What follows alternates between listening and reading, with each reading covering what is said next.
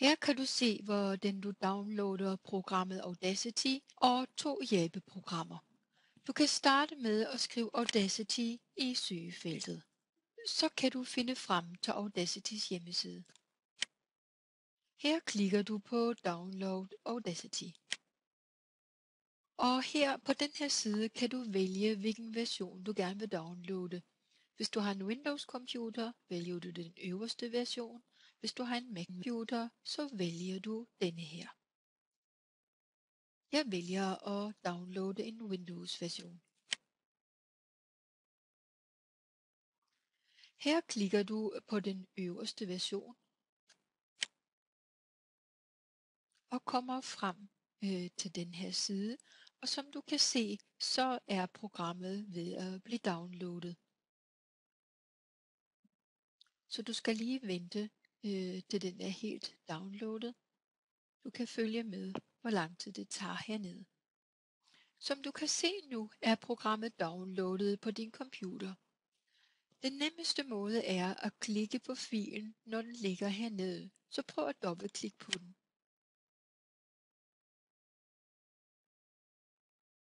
Så kommer det her vindue frem, og her klikker du på ja. Her vælger du installationssproget og klikker på OK. Og her klikker du på næste. Og igen på næste. Og som du kan se her, kan du se, hvilken mappe Audacity bliver installeret i.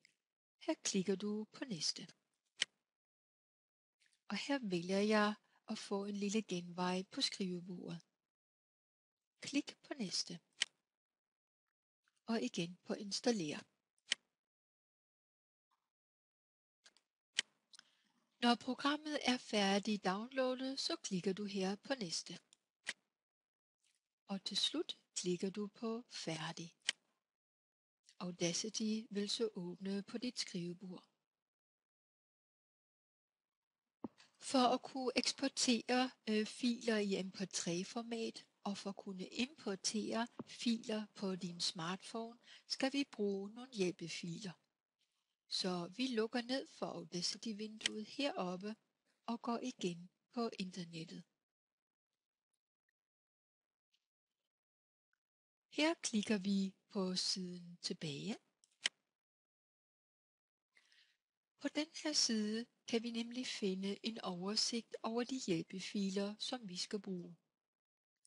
For at kunne eksportere i MP3-format, skal vi bruge det lille program, der hedder Lame. Venstre klik på den. Så åbner der sig et vindue. Denne side kan se lidt rodet ud, og det kan være lidt svært at se, hvor man skal klikke. Men når du kigger her under Windows, så klikker du på Lame Download Page. Så kommer du til denne her side. Også her står der mange forskellige filer, så her klikker du på den link, der hedder Lame for Windows. Klik på den med venstre museknap.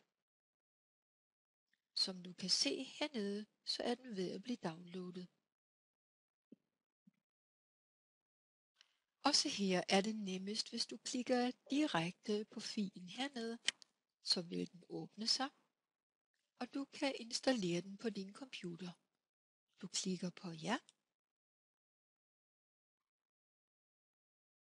og klikker på next, og igen på next. Og som du kan se her, så lægges filen i den samme mappe, hvor også Audacity-programmet ligger. Og det er vigtigt for, at Audacity bagefter kan finde programmet. Klik nu på next, og klik på install. Så har du downloadet programmet. Hvis du gerne vil kunne bearbejde lydfiler fra din smartphone, skal du også bruge det lille program, der hedder FMmpeg. Så den klikker vi på hernede. Og også den bliver downloadet på computer, som du kan se hernede. Som du kan se, er programmet downloadet nu, og vi gør, som vi gjorde før. Bare klik på den, så programmet bliver åbnet. Og her siger du ja. Og programmet vil nu blive installeret. Du vælger installationssproget og klikker på OK. Og klikker her på næste. Og igen på næste. Og som du kan se her, så ligger den igen i samme mappe som Audacity-programmet og Lame. Og igen klikker du på næste. Så klikker du på installer, til sidst på færdig. Du har nu downloadet alle 3 programmer og installeret dem, og nu kan du optage med Audacity, du kan eksportere filer i MP3-format, og du kan importere lydfiler fra din smartphone. God fornøjelse med det.